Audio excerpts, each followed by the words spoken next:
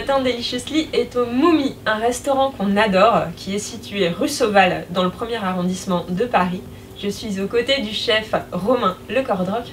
Et pour vous expliquer en quelques mots ce que c'est le Moumi, alors d'abord c'est un très joli lieu, tout en longueur, avec une ambiance un peu dans les tons orangés, très confortable, des bocaux, des flacons, une bibliothèque. La cuisine de Romain, on a eu la chance de la goûter, elle est très intéressante, très ancrée sur une gastronomie française, bretonne, matinée de saveurs de cuisine du monde. C'est une cuisine qui a beaucoup de personnalité, avec des saveurs très marquées. Et Romain, j'avais envie d'en savoir plus sur d'abord ton parcours. Alors mon parcours il est assez atypique, à savoir que j'étais en 2e année de fac de droit moi quand je me suis mis à la cuisine. C'est un petit peu le destin, on va dire mon enfance avec mes grands-mères qui ont forgé mon palais premièrement, mes souvenirs de cuisine. Et puis je suis parti faire une école hôtelière dans le fin fond de ma Bretagne natale, du côté d'Inard, voilà, un très beau lieu touristique et gastronomique. Et voilà, après j'ai pas mal fait de grands chefs, parce que pour moi on acquiert notre savoir-faire avec ces personnes-là. Un style de cuisine, des techniques, une vision de la gastronomie. Et j'ai pas mal bourlingué également, voilà, j'ai eu la chance de travailler en Australie, dans le restaurant français de l'Opéra, en Chine, voilà, où là j'ai eu un peu plus de métissage, d'épices, une façon de travailler, de vivre au quotidien complètement différente de la nôtre. Au Brésil également, puis dans les Caraïbes, voilà. Un petit peu tout ça a forgé un petit peu mon style culinaire et aussi mon caractère d'homme. Donc ta cuisine elle est assez portée sur le végétal. Il y a la viande qui est présente en petite quantité avec un vrai travail. Nous quand on a goûté ce que tu avais fait, c'était assez porté sur des saveurs corsées, avec des abats, des marinades et surtout des sauces qui sont vraiment très présentes dans tes plats. Comment tu qualifierais ta cuisine? Alors oui, donc ma cuisine elle est à la fois complexe et très lisible. Donc en général, c'est assez paradoxal, c'est-à-dire qu'en gros, très complexe, par exemple sur les viandes. C'est-à-dire que moi, travailler une viande dans son plus simple appareil, c'est-à-dire juste quand on fait un agneau par exemple, juste rôtir un agneau, moi ça m'ennuie. Alors c'est très très bon bien sûr, mais moi j'ai envie d'apporter un côté un peu plus entre guillemets sexy. C'est-à-dire que si je fais de l'agneau, je vais pas juste travailler une partie de l'agneau, je vais travailler 2-3 parties. En revenant sur le carré par exemple, et je vais le gras qu'on enlève généralement, qu'on garde pour les jus, moi je vais le faire confire dans la graisse d'agneau, voilà, et après pour le refroidir et snacker pour vraiment lui apporter une autre texture. Je vais travailler une épaule que je vais faire un peu comme un gigot roulé avec une belle farce dedans, avec des champignons, comme vous aviez dégusté. Enfin voilà. Après moi c'est vrai que ma cuisine, elle n'est pas trop portée sur l'animal, parce que j'ai très peu de plaisir à travailler une viande. Voilà, faut que la viande, elle est quelque chose qui m'attire, comme en ce moment le lièvre à la royale. Je trouve qu'il y a une technique, il faut une technique folle pour faire un lièvre à la royale. C'est-à-dire déjà le désosser ça demande beaucoup de temps. Réaliser une belle farce, lier la sauce, mariner la viande, cuire la viande, ça prend quasiment 3 jours de réalisation. Donc c'est énorme pour préparer une belle viande. Et après oui, moi j'adore les jus très corsés, très typés. Je pense que ça vient de mon caractère et ça vient de ma région natale, parce que c'est vrai qu'on est des gens quand même qui ont un sacré caractère. On dit têtu comme un breton, donc c'est pas pour rien. Donc c'est vrai que moi j'aime les sauces. Quand j'annonce une sauce avec de la genièvre, on va sentir la genièvre. Quand j'annonce du romarin, on va le sentir. Voilà, sans dénaturer le goût de base, mais c'est vrai que quand je l'aromatise, on sent et l'animal et l'arôme que j'ai ajouté avec. Voilà. Après ma cuisine, elle reste quand même beaucoup plus tournée vers le végétal. C'est-à-dire, c'est vrai que pour moi, un peu à l'instar de chefs comme Laurent Petit, que j'aime beaucoup, c'est l'animal qui accompagne le légume. C'est la protéine qui accompagne le légume. Voilà, moi le légume il est vraiment quand même au centre de l'assiette, vous avez pu le goûter. C'est vrai que moi j'aime énormément les légumes. Bon, moi je suis, il faut le savoir, je suis un paysan marin, c'est-à-dire que je suis né dans dans la Bretagne, vraiment au milieu de la Bretagne, du côté de Pontivy, pour ceux qui connaissent. Et par contre, j'ai vécu toute mon enfance au bord de mer. Ma mère a une maison, on traverse la route, on est à la mer, donc moi, ce sont tous mes souvenirs, et puis encore ce que je vis à l'heure actuelle quand je vais la voir. Donc voilà, donc moi c'est les poissons, c'est les coquillages, les crustacés, et ce côté végétal avec les herbes, les fleurs qui vont apporter une touche aromatique, des beaux légumes, toujours de petits maraîchers, voilà, des choses qui ont du goût et qui ont vraiment... pour moi, une connotation dans mon esprit, ça me parle directement. Une viande, c'est vrai que des fois, je reste devant la pièce de viande et je reste plusieurs minutes à me dire comment sublimer et en même temps faire, entre guillemets, honneur à cet animal qui est mort pour qu'on puisse le déguster par la suite. Voilà. Il y a également un aspect graphique, esthétique important. Ces assiettes sont très belles. Merci. Ça, c'est quelque chose auquel tu es sensible, la présentation, le côté esthétique, justement. Oui, alors c'est vrai, j'aime ce côté esthétique. Alors en même temps, si je faisais des assiettes un petit peu brouillonnes, ça serait un peu bête parce qu'on est au Moumi, donc Moumi ça veut dire Museum Mile, c'est une des rues des musées à New York.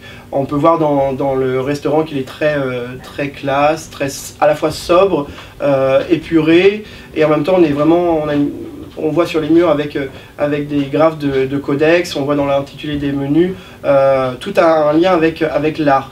Donc c'est vrai que si je faisais des assiettes un petit peu patapouf, comme on peut dire familièrement, bon, je pense qu'on serait un peu en décalage. Après c'est vrai que mon style, j'ai pas fait évoluer en arrivant en Moumi. C'est sûr que j'avais déjà une cuisine à moi, ancrée du coup sur mes racines et sur mes voyages. Et c'est vrai que du coup, on peut parler d'un perfect match. Parce que c'est vrai que mes assiettes en général sont assez atypiques, avec un dressage très soigné et des éléments qui sont posés un petit peu au feeling. C'est-à-dire que vous êtes venu déjeuner, peut-être qu'aujourd'hui ou demain, si vous revenez déjeuner, vous aurez les mêmes éléments mais dressés de façon différente. Voilà. C'est un peu en fonction de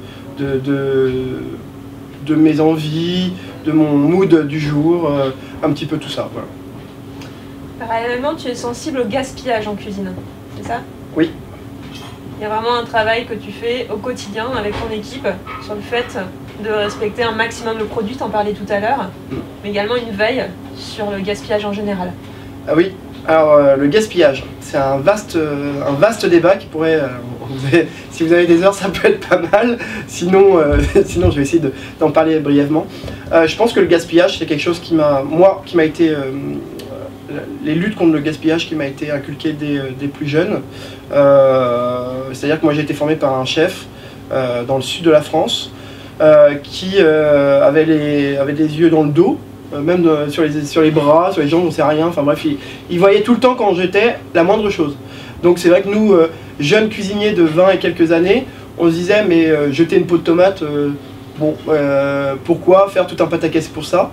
Et lui avait complètement raison. C'est vrai qu'avec le recul maintenant de mes 30 et quelques années, on se dit mais cet homme-là avait tout compris. C'est-à-dire que c'était sa maison. Donc je pense qu'à partir du moment où on est chez soi, forcément on ne fait plus les mêmes choses que chez les autres. C'est pour ça que moi je passe toujours ce message-là à mes équipes, c'est si c'était votre argent, est-ce que vous le metteriez à la poubelle comme ça? Et je leur dis brièvement, là c'est une pièce de 2, ça c'est un billet de 10, ça c'est ci, c'est ça. Et voilà. Et en gros, lui, il vidait carrément la poubelle devant nous. Quand il trouvait la fameuse peau de tomate, il disait, maintenant vous savez quoi, vous avez tout gagné. Donc il expliquait pourquoi garder la peau de tomate. Donc on peut en faire des chips, on peut en faire une poudre, on peut les mettre dans les bouillons, on peut les mettre dans les fumets, on peut en faire 1 milliard de choses. Et il nous disait, bien sûr, maintenant vous allez nettoyer. Et donc voilà, c'était la petite... ça nous faisait un petit peu cogiter, et bien sûr tout ça en silence, ce qui nous permettait de vraiment cogiter. Sans venir à des extrémités comme celle-là, c'est vrai que moi le gaspillage ça me tient à cœur. Pour moi normalement en cuisine, comme dit l'adage, rien ne se jette, tout se transforme. Donc c'est ce qu'on nous a appris, c'est la première phrase que j'ai appris lors de mon BTS à Dinard. Et donc j'essaye de l'inculquer tous les jours à mes équipes et de me l'inculquer à moi-même, toujours me dire les pots de céleri par exemple, au lieu de les jeter, faire un bouillon d'achi, ou un petit bouillon, ou une base de sauce qu'on fait réduire, voilà. Et c'est vrai que le gaspillage, malheureusement, on est dans une société de surconsommation qui commence à prendre un peu conscience de ses limites, voilà, sans faire de politique de bas étage, mais c'est vrai que le gaspillage, je pense que dans une cuisine, on ne doit rien jeter, on doit tout transformer. Voilà. Et ça commence par les livraisons, c'est-à-dire que moi je fais depuis peu je me suis rapproché d'une association qui s'appelle Pandobac, qui met à disposition aux fournisseurs parisiens des bacs biodégradables, pardon, qui permettent de mettre toutes les denrées qu'on commande et de les réutiliser. Ça évite tous les polystyrènes, les cartons qu'on jette à foison. Des fois, j'ai eu des fournisseurs qui me livraient des œufs de poisson, un pot de cette taille-là, dans un bac comme ça, un bac de polystyrène, et tout ça, ça finissait à la poubelle. Et voilà, et on participe à détruire notre planète à notre échelle. Mais sachant qu'il y a plus de 20 000 restaurants dans Paris, vous imaginez, si tout le monde fait des efforts, bah, on peut, à notre échelle bien sûr, changer petit à petit les choses. Et voilà, toujours bien sûr travailler la saisonnalité, parce que ça vient aussi du gaspillage, c'est-à-dire limiter l'empreinte carbone. Voilà, moi je fais une cuisine entre guillemets voyageuse, mais aussi j'essaye de faire de plus en plus attention à la provenance de tous les produits, que ce soit épices, agrumes et ces choses-là. Voilà, je pense que il faut que tout le monde, ça part du cuisinier, du chef, hein, aux gens chez eux, prennent conscience qu'il faut changer plein de choses pour avoir un monde meilleur, et surtout laisser ce monde-là dans un état un peu plus comment dire, correct que celui qu'on a eu nous à notre époque. Ok. Qu'est-ce que tu juges le plus difficile dans ton métier? Alors, il y a plein de choses difficiles, mais en même temps ça fait partie de la beauté de notre métier. Comme vous avez un peu pu le voir ce matin, c'est un peu l'état d'humeur des gens. Créer une équipe soudée, ça c'est très compliqué, parce que c'est vrai qu'on est dans un métier quand même où on peut, à l'inverse de beaucoup d'autres métiers, on peut faire 2-3 mois dans une maison, dire c'est bon, j'ai vu ce que je veux et je pars. Donc construire une équipe, c'est un peu plus compliqué. Toujours savoir se remettre en question aussi. Il y a énormément de chefs qui font toujours les mêmes plats pendant des années et des années. Alors chacun sa vision de la cuisine. Moi, ma cuisine, elle est évolutive. Et dans ma réflexion de cuisine évolutive, c'est me poser pendant mes congés ou même devant un produit et la peur de la page blanche. Ça, c'est une vraie difficulté. Bon, en général, je l'ai rarement, parce que c'est vraiment un gros trait de mon caractère et de ma cuisine. C'est la créativité. Voilà. Mais je pense que principalement, c'est avec des restaurants comme les nôtres qui sont vraiment à taille humaine, restaurants de type familial, c'est avancer avec peu ou pas de moyens. Alors, je ne parle pas que de notre restaurant, mais je parle de tous ces petits restaurants-là. C'est-à-dire que maintenant, dans le métier de cuisinier dans le restaurant, il y a d'autres petits métiers qui sont greffés tout à côté de ça, comme RP, comme les gens qui font la communication et compagnie. Et c'est vrai que dans une ville comme Paris, où la concurrence est féroce, surtout dans une période actuelle où on a moins de touristes, on a moins de gens qui sortent au restaurant de peur d'attraper ce virus, n'est-ce pas? Et en gros, tous ces métiers-là font qu'en gros, le talent ne paye plus. Ces gens-là mettent en avant des fois des restaurants qui ont un très bon niveau, hein, mais peut-être pas forcément les gens qui ont une cuisine atypique ou un engagement au quotidien. Et voilà. Et donc c'est vrai que des restaurants avec des moyens limités, parce que tout ça, ça a un coût bien sûr, et où on préfère mettre de l'argent pour rendre le personnel plus épanoui, ou investir plus sur les produits. C'est vrai que ces métiers-là, du coup, font qu'on reste un petit peu dans la masse ou dans la moyenne. Et donc du coup, on n'arrive pas à sortir forcément du lot. Ça, c'est une grosse difficulté à mon niveau, parce que moi, je suis quelqu'un de carriériste et je veux toujours qu'on parle du Moumi comme... mon rêve, c'est qu'on parle du Moumi comme le restaurant numéro 1 de Paris, bien sûr. Et pourquoi pas en France, soyons fous. Mais voilà. T'aimerais aller vers une étoile, j'imagine? Comme je viens de le dire, forcément je suis carriériste, donc moi je me lève le matin avec toujours des objectifs revus perpétuellement à la hausse. Donc c'est vrai que moi j'ambitionne mon étoile, une étoile au guide Michelin, j'ambitionne d'avoir une bonne note au Goemio, j'ambitionne de l'année prochaine regagner un autre prix au guide Le Bay, où cette année j'ai gagné le prix de l'assiette végétarienne. J'ambitionne énormément de choses, de devenir écotable, où j'ai fait la demande, voilà, toujours dans cette démarche de travailler en osmose avec mes convictions et avec la nature. J'ambitionne qu'il y ait moins de gens à dormir dehors. Voilà, j'ambitionne énormément de choses. Il y a des choses qui sont plus réalisables que d'autres. Il y a des choses qui prendront plus de temps. Voilà, je pense que le guide Michelin, il a pas mal de chats fouettés, de restaurants à visiter. Donc c'est toujours pareil, vous voyez, ça revient un peu avec la conversation que j'avais avant. C'est sûr qu'il va être plus orienté vers des restaurants dont on parle au quotidien dans les médias, dans les magazines et compagnie. Forcément, ils vont aller plus facilement vers ces restaurants-là.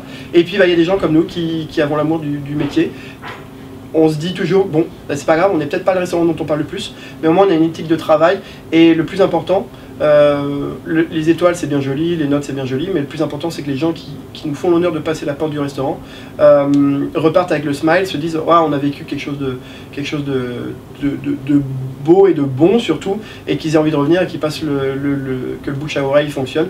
Et on a une grosse clientèle qui vient comme ça parce qu'ils ont entendu parler via un collègue, via une amie, et ainsi de suite. Voilà. C'est le plus important. Les guides, bon, les guides c'est un peu pour les égos des chefs, bien sûr ça nous ramène des choses par la suite, mais je pense que le plus important c'est les gens, oui, les gens qui viennent et qui passent un bon moment avec nous, et ces derniers, s'ils ont envie de revenir, bah, je pense qu'on a tout gagné. Quelles sont les étapes qui ont été le plus importantes dans ton parcours de cuisinier? Alors il y en a des nombreuses. Étrangement, la première je vais vous citer, elle pourrait être saugrenue, mais en fait elle a une logique dans mon explication à venir, c'est l'Angleterre. Alors j'ai fait un stage en Angleterre lors de mon BTS, c'est-à-dire que dans mon BTS on avait des stages de 3 à 4 mois fin d'année. Je suis allé en Angleterre, pourquoi? Je suis allé dans un pub traditionnel, quelque chose de perdu, vraiment mais perdu en Angleterre, sur les bords de la côte en Angleterre. Pourquoi? Pas pour apprendre la cuisine, même si on apprend de toutes les expériences, pour apprendre la langue. Donc j'avais déjà ces idées de voyage, voilà, qui caractérisent ma cuisine. Et je me suis dit, si j'ai pas un minimum de niveau en anglais, j'étais très nul en langue à l'époque, j'avais fait allemand en première langue pour dire, et bah je pourrais jamais bouger. Savoir un métier, et encore à l'époque je ne connaissais pas mon métier, c'est bien, les chefs français à l'étranger sont très demandés, mais si on peut pas un minimum échanger, bah, pour moi je trouve que le voyage il se limite vraiment au basique. Voilà. Moi quand je vais dans un pays, j'essaye d'apprendre les rudiments de la langue. Voilà, je suis allé au Brésil, par la suite j'ai appris le brésilien, parler brésilien. Je suis allé en Chine, j'avais 2 à 3 heures de cours tous les jours. Bon, me demandez pas de faire une conversation en chinois, j'ai un peu tout oublié. Mais voilà, et donc pour moi c'était logique d'aller en Angleterre pour appréhender l'anglais plus que ce qu'on nous apprend à l'école. Voilà, donc je suis allé faire ce stage-là de 3 mois. Et j'ai travaillé tous les jours, j'avais tous des dictionnaires et tout ça, et donc j'apprenais. Donc ça m'a permis par la suite de partir, comme j'ai dit, en Australie, de pouvoir me débrouiller aussi à mes prémices en Chine, et un petit peu partout, de bourlinguer un petit peu partout. Et même aujourd'hui, alors moi en ce moment, mais j'ai eu au Moumi, quand je suis arrivé, un chef américain qui avait des rudiments français mais qui parlait que anglais. Mon plongeur, pareil, qui parle très peu français, c'est sûr que des fois pour donner un ordre, si on ne parle pas anglais, c'est très compliqué, hein, la barrière de la langue. Donc voilà, ça a été la première chose. Ensuite, ça a été Rabanel, Jean-Luc Rabanel, un chef 2 étoilés Michelin dans le sud de la France. Ça a été mon premier étoilé Michelin. Un chef très dur. C'est-à-dire que pendant les 15 premiers jours, il ne nous appelait pas par notre prénom, mais il nous donnait un chiffre. Voilà, alors ça peut paraître choquant, mais en gros, chez lui, les horaires étaient tellement compliqués, le rythme de travail était tellement soutenu qu'en gros, les gens faisaient 15 jours. Donc du coup, pendant les 15 premiers jours, c'est un peu dur, hein. Je parle de ça maintenant il y a une bonne dizaine d'années, hein. J'espère qu'il a évolué.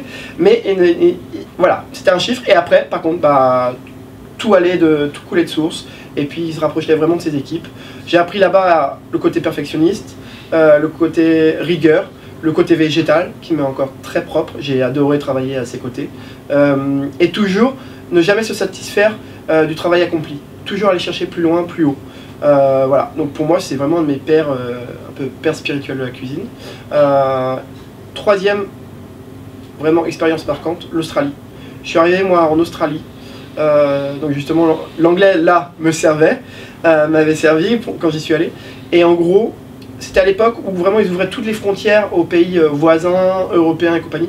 Et il y a tous ces différents styles de cuisine, façons de penser, façons de cuisiner qui sont arrivés là-bas. Et ça a été une explosion de la cuisine australienne. C'est-à-dire que moi je travaillais dans le restaurant français de l'Opéra de Sydney. Et même dans ce restaurant-là, on faisait c'est ça qui m'a énormément marqué, on faisait un thon rouge enroulé dans des feuilles de basilic thaï qu'on pochait dans une sauce soja dans un restaurant français. C'est un peu paradoxal, et donc j'ai aimé un peu toutes ces à l'époque on parlait de cuisine fusion, mais tous ces styles de cuisine, tous ces pays qui se mélangeaient pour former quelque chose d'incroyable. Voilà, ça m'a énormément marqué. Le pays j'ai adoré aussi vivre dans ce pays, ça a aidé aussi. Et puis le dernier, ça a été le dernier restaurant étoilé où j'ai travaillé, où j'étais chef, qui était à Boulogne-Billancourt, qui a fermé depuis, qui était le restaurant Massa, où à l'époque j'avais un patron qui s'appelait Hervé Rodriguez, qui m'a appris vraiment à ne plus faire du Joël Robuchon, du Christian Constant, de l'Australie, de la Chine, mais à m'ouvrir dans mes assiettes, c'est-à-dire à mettre mes tripes dans ce que je cuisine et non pas à vouloir faire une technique de l'un ou de l'autre. Vraiment à faire ma cuisine, à raconter une histoire et que les gens essayent justement d'être happés par cette histoire pour déguster cette cuisine vraiment atypique et engagée. Quels sont les ingrédients exotiques dont tu ne peux pas te passer en cuisine? Alors ça aussi il y en a beaucoup. Les ingrédients, alors j'en ai plusieurs. Bon, là je vais faire un hommage à un de mes autres pères spirituels pour qui je n'ai pas eu la chance de travailler, mais qui s'appelle Monsieur Rollinger, qui a été le seul chef 3 étoiles breton et qui lui a ouvert la grande gastronomie française sur des axes nouveaux et justement qui faisait lui aussi une cuisine voyageuse avec ses épices qu'il allait sourcer avec son voilier. Donc j'adore cette histoire là. C'est vrai que moi les épices et les poivres c'est vraiment typique de ma cuisine. Je mets énormément de poivre ou de baies un peu à droite à gauche. Il faut savoir que souvent ces épices ont une histoire aussi derrière, une histoire d'être humain que j'aime beaucoup. Le poivre de Macao par exemple que Grégory Tissot, un tout petit producteur me ramène, lui va le chercher à Taïwan. En fait il faut savoir que ce poivre là quand j'utilise il a une dimension humaine et à chaque fois que je l'utilise j'ai une pensée pour ces gens-là qui vont le récolter. C'est-à-dire qu'en gros, ce poivre est endémique à Taïwan et il pousse que dans les failles de tremblement de terre, secousses sismiques. C'est-à-dire que les indigènes, ils descendent dans ces failles-là et ils vont cueillir le poivre. Sauf que malheureusement, des fois, il y a des gens qui y restent, qui tombent et donc du coup qui se tuent. Donc je pense que justement ce poivre-là, il a une dimension humaine, autre que de travailler un simple poivre pour mettre sur une viande ou autre chose. Donc j'aime bien savoir connaître le vécu des gens derrière un produit. Savoir que moi, quasiment tous mes producteurs, je les connais personnellement. Et j'aime travailler avec des gens avant de travailler avec des produits. Bien sûr, il faut que le produit il soit top du top. Mais en général, quand la personne est déjà singulièrement agréable, a un bon fond, et je pense que le produit de lui-même il va être que magnifié parce que cette personne elle aura eu une attention particulière envers le produit qu'elle aura travaillé. Voilà. J'adore aussi également tout ce qui est produit un peu japonisant. Il y a un produit que j'utilise énormément qui est le sakekasu, donc qui est à la pâte de riz après fermentation. Voilà. Donc là on a tous les arômes du riz, de l'alcool en même temps, et selon le temps qu'il est resté fermenté, on a vraiment des arômes différents, très sur le floral, un petit peu l'alcooleux que j'aime bien aussi. Donc dedans je vais mariner souvent mes poissons, ça va leur donner un goût mais vraiment inimitable, une blancheur à la chair. Voilà, j'adore faire des glaces aussi avec ça. Il y en a tellement. Je travaille les herbes aussi, les herbes et aromatiques, c'est vrai que c'est des choses, je travaille que avec des petits producteurs qui vont soit cueillir dans les forêts ou Sylvie Bolmont qui travaille du côté d'Albiel qui a ses propres herbes et fleurs qui les cultive avec amour chaque semaine. Je suis comme un gosse quand ça arrive d'ailleurs le mercredi matin, je me précipite pour ouvrir le carton et découvrir les arcs-en-ciel de couleurs, de textures, de saveurs qu'elle m'a fait livrer avec un maître mot toujours, c'est étonne-moi. Donc elle a vraiment champ libre et puis elle peut mettre vraiment tout ce qu'elle veut de A à Z, vraiment c'est topissime. Les algues aussi, j'adore les algues. La spiruline, j'ai une grande passion pour la spiruline. Je trouve que c'est pas manger une algue pour manger une algue, c'est-à-dire qu'elle a aussi ce qu'on appelle un alicament. Je suis vraiment très porté sur cette cuisine aussi saine, qui va apporter aux gens du bien-être, de la gourmandise bien sûr, et je trouve que la spiruline, ou les autres algues bien sûr, quand on les cuisine de telle ou telle façon, le goût change du tout au tout.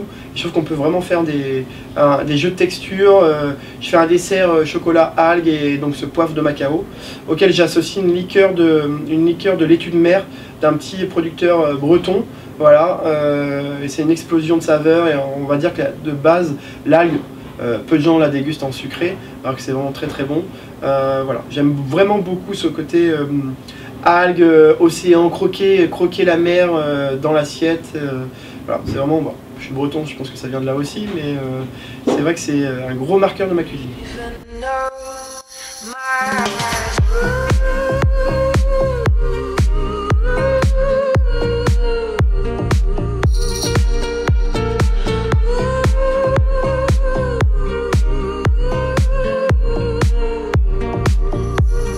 J'envoie comme un petit interlude rude, ça c'est quelque chose que j'aime bien. Avec donc cette petite raviole, le petit bouillon, un petit cube de foie gras dessous. Et voilà, ils ont dégusté ça et après en même temps, ça fait partie du service. Les serveurs vont arriver, vont poser l'assiette avec la palombe à déguster. Donc le petit millefeuille de coin, un petit peu vinaigré, qui va chauffer gentiment. Voilà, donc je vais juste mettre sur le foie gras, donc ça va réchauffer légèrement le foie gras. Et là, un petit point comme cela. Le petit chou.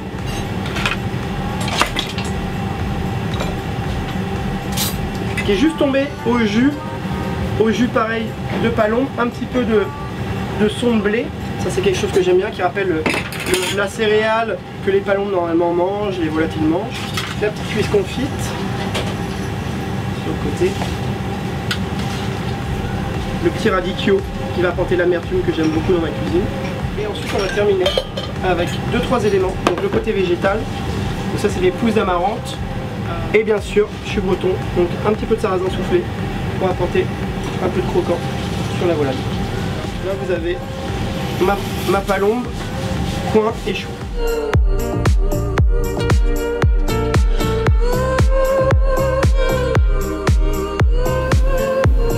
Un plat qui t'a marqué au cours de tes voyages et qui aurait influencé ta cuisine? Voilà, moi j'adore l'Asie. Donc il y a un pays qui m'a énormément marqué, c'est l'Indonésie. Parce que ce pays a des facettes multiples. C'est plein d'îles et d'îlots, hein, pour un peu schématiser l'Indonésie. J'ai adoré le plat un peu phare de l'Indonésie, qui est le gado-gado. C'est une salade assez simple. C'est-à-dire, en général, ils servent ça avec des haricots verts, enfin, ou des crudités. Et dessus, ils viennent mettre une sauce à la cacahuète, en même temps pimentée, des touches de citronnelle, très herbacée. Ça, j'ai adoré. Cette texture un peu granuleuse et en même temps soyeuse, apportée par le lait de coco. Ça, c'est quelque chose que j'adore. La cuisine aussi de Chine m'a énormément marqué, avec leur fameux baozi. Le canard à la pékinoise, ça j'ai rarement mangé une viande aussi savoureuse. Pourtant de prime abord c'est pas forcément quelque chose qui m'aurait attiré. Et en même temps avec ces notes de poivre de Sichuan assez anesthésiant, c'est vrai que c'est quelque chose qui m'a énormément marqué. Et puis moi j'ai un coup de cœur vraiment pour la cuisine brésilienne. Avec un plat qui ressemblerait à notre bourguignon, la feijoada. C'est le plat vraiment emblématique du Brésil, mais je trouve qu'il a... c'est un plat à la fois pour eux de fête, un plat de partage, un plat d'amis, un plat de gourmandise, avec des différentes textures, avec la farofa qu'ils mettent dessus, c'est une espèce de poudre de manioc croustillante. La tendresse de la viande cuite très longtemps dans la marmite. Les haricots qui viennent un petit peu lier le tout. Moi j'adore les petits piments et les épices qu'ils mettent dedans. Voilà, j'ai la chance d'avoir une de mes meilleures amies qui est franco-brésilienne et à chaque fois qu'on va chez eux, chez ce couple d'amis, elle nous fait la feijoada et à chaque fois je me régale. Je pense que j'en mange pour des semaines et j'adore ça. La cuisine de rue aussi du Brésil, ça a beaucoup marqué. J'aime bien la revisiter même au Moumi. C'est ce qu'on appelle pão de queijo, donc c'est le pain de fromage, hein. À la base c'est des plats un petit peu de pauvres que les gens mangent pour vraiment se caler, qui coûtent pas cher. Il y a les coxinhas aussi, des espèces de boules frites avec une panure dedans, voilà, qui ressemble un peu à une pâte à choux qu'on aurait panée. Mais en même temps tout est réfléchi de façon à ce qu'on utilise tout, c'est à dire que nous à la française on l'aurait pané dans les œufs, la farine et la chapelure, et là-bas vu que j'ai dit que c'est à la base entre guillemets c'est un plat pour les gens qui n'ont pas forcément les moyens, eux ils squeezent le côté œuf, donc bien sûr l'œuf ça peut leur faire un autre repas, ils le trempent juste dans de l'eau glacée et après ils viennent la mettre dans la chapelure de pain, donc en fait ils économisent de la farine et de l'œuf. Et ça aussi, on revient du coup au gaspillage, ça donne une façon différente de penser la cuisine et se dire pourquoi on fait tremper dans l'œuf alors qu'on peut faire la même chose avec de l'eau glacée et de la chapelure de pain. C'est vrai que du coup ça amène à d'autres réflexions et se dire qu'au final l'œuf on pourrait l'utiliser autre chose, c'est aussi bien-être animal, et voilà, ça donne plein d'axes de réflexion. Et juste pour rebondir sur ce plat-là, c'est juste un plat gourmand où on découvre une farce qui peut être diverse et variée dedans, et encore bien chaud qui sort de la friteuse, c'est juste croquant et à la fois fondant, moi j'adore. Ouais, et à Paris, quelles sont tes adresses favorites? Ah, Paris, terrain de jeu pour les épicuriens sans fin. Alors je suis épicurien, comme je viens de le dire. Moi j'ai plusieurs adresses, coup de cœur. Alors c'est souvent tenu par des amis, bien sûr, des amis chefs. Ça va vraiment du restaurant très exotique au restaurant à la fois franchouillard, très franchouillard. J'adore le bistrot libanais de mon ami Alain Djeham, qui s'appelle Casti, où là on fait vraiment un voyage au Liban. Je trouve que ce chef étoilé, auréolé d'une étoile, en plus est d'une gentillesse, mais j'ai rarement croisé quelqu'un d'aussi gentil. Et je trouve que malgré le fait qu'il ait une étoile, je trouve que la cuisine qui le caractérise le plus, c'est à Casti. C'est à la fois coloré, généreux, épicé. Je trouve qu'en fait il y a un voyage au Liban sans prendre l'avion. Enfin, faut aller là-bas parce que honnêtement c'est une explosion de saveurs. Puis en plus quand il vient à chaque fois nous saluer avec son smile, je pense que ça vaut tout l'or du monde. Ça c'est vraiment un de mes coups de cœur. Le restaurant Manco, j'aime beaucoup aussi. Bon, derrière ce côté un peu bling bling, cabaret et compagnie, je trouve que c'est vraiment une expérience au niveau de la cuisine péruvienne, tout en fraîcheur, tout en côté herbacé, poisson au top du top de la fraîcheur, des arômes péruviens, Amérique latine, beaucoup de travail sur le maïs, des associations de saveurs, voilà, vraiment ancré dans l'Amérique latine que moi je connaissais pas forcément, malgré mon voyage au Brésil. Ça c'est un énorme coup de cœur également. Yiku, alors ça c'est un restaurant perdu rue de l'Aqueduc dans le nord de Paris. Et là c'est une cuisine chinoise, un petit peu revisitée, beaucoup de dim sum, mais très actualisé. On peut avoir un dim sum de homard au litchi, avec le dim sum teinté de poudre de betterave, voilà, moi j'adore. Un autre avec que du chou, donc le dim sum très vert, vraiment vert limite fluo, pétant de la chlorophylle qu'ils ont utilisé, avec dedans une embeurrée de chou rouge au genièvre. Ça je suis un grand fan. Le dimanche je vais souvent là-bas. Voilà, ils amènent ça dans les petites boîtes à dim sum. Ça fait la pyramide de ouf, j'adore. Et un autre où j'aime aller parce que je pense que c'est mon meilleur ami qui le tient, c'est le restaurant Papa Poule. J'y vais pas juste uniquement parce que c'est mon ami, mais c'est un restaurant de copains, de partage, de générosité. C'est du côté de Bastille. Voilà, et en gros, on arrive, on est comme à la maison, c'est la thématique. On arrive, on choisit juste le plat principal. Et là, il nous amène, donc il s'appelle Romain, comme moi, pour ça qu'on s'entend bien. On a fait notre école hôtelière ensemble d'ailleurs, et on est potes depuis. Et on arrive, les entrées, c'est un mélange de terre et mer, de Bretagne. Voilà, on a des petites salades de maquereau, des petites salades de lentilles au haddock, un os à moelle juste grillé au four aux fleurs de sel, une petite assiette de fruits de mer, les bulots de Bretagne, c'est ce genre de choses-là. Les plats un peu plus canailles, avec des plats en sauce, des poissons juste snackés, belle garniture de saison.